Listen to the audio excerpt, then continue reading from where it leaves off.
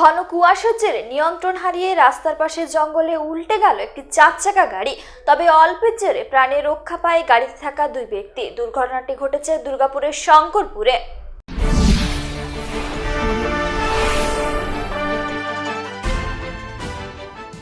রাজ্য জুড়ে জাঁকিয়ে শীত, তার সঙ্গে কুয়াশার দাপট, আর তার জেরে রাস্তাঘাটে বিপদের সম্মুখীন হচ্ছেন পথ চলতি সাধারণ মানুষ। বৃহস্পতিবার ভোরে এমনই এক বিপদ থেকে অল্পের জোরে রক্ষা পেলেন 2 ব্যক্তি। এদিন ভোরে ঘন কুয়াশার জেরে মর্মান্তিক পথ দুর্ঘটনা ঘটে দুর্গাপুরের শঙ্করপুরে। নিয়ন্ত্রণ হারিয়ে রাস্তার ধারে জঙ্গলে উল্টে যায় 4 চাকা গাড়িটি। কনিষ্ক থেকে দুর্গাপুরের বিধাননগরের একটি বেসরকারি হাসপাতালের দিকে যাচ্ছিলেন তারা। ঘটনা সূত্রে জানা যায়, গাড়ির মধ্যে ছিলেন বাবা ও ছেলে 2জন, তবে তারা সুরক্ষিত রয়েছেন। ঘন কুয়াশার জেরে দিক নির্দেশ না করতে পেরে নিয়ন্ত্রণ হারিয়ে ঘটে দুর্ঘটনা।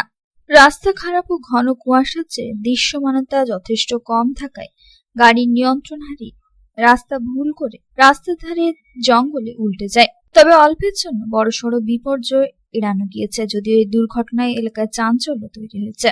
দুর্ঘটনা প্রসঙ্গে রাজ্জাক হোসেন জানান, মায়ের চিকিৎসার জন্য তারা বেরিয়েছিলেন।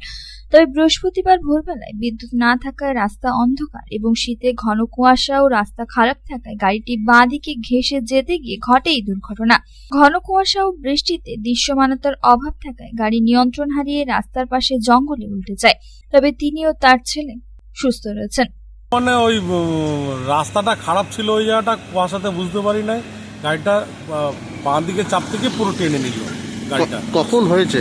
ওই রাত্রি 1:30টার সময় আমি মাকে ডায়ালিসিস থেকে যখন রিটার্ন করছিলাম তখন।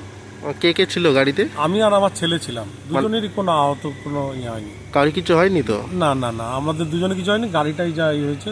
মানে ঘন কুয়াশার জন্য দেখতে হ্যাঁ, পাচ্ছিলাম। ঘন কুয়াশা, বৃষ্টি, কারেন্ট নাই, সব ঘর থেকেও বেড়াচ্ছি তখনও কারেন্ট নাই, জামা কাপড় উল্টো পাল্টা পরে বেরিয়ে এসছি। আপনার দুর্গাপুর থেকে সাধন রুচির রিপোর্ট, পাবলিক টাইমস।